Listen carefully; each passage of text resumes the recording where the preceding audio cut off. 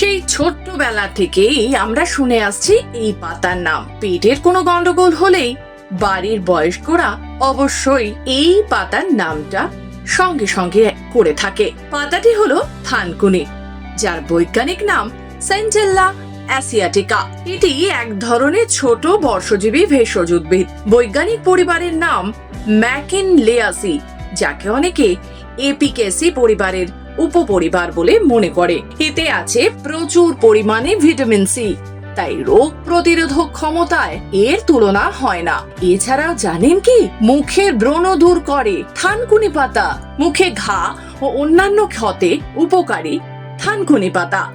সর্দির জন্য উপকারী। পেটের অসুখে তো কথাই নেই থানকুনি ব্যবহারের। আমাশয়, পেট খারাপ সবেতেই কাজে লাগে থানকুনি পাতা।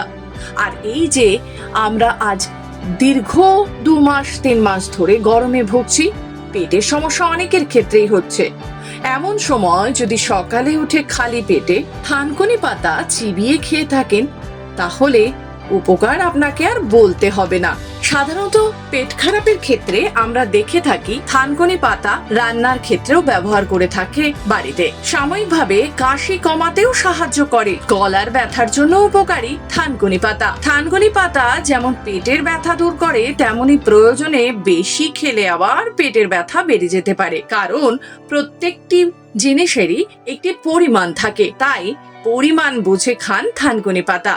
প্রয়োজনের বেশি খেলে মাথা ঘোরা সহ নানান সমস্যা দেখা দিতে পারে।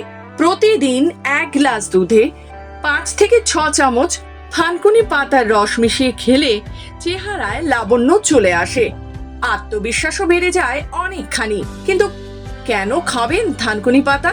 চিকিৎসকদের মতে থানকুনি পাতায় এমন ভেষজ গুণ রয়েছে যা নিয়মিত খেলে পেটের অসুখে কোনো দিনও ভুগতে হবে না আপনাকে।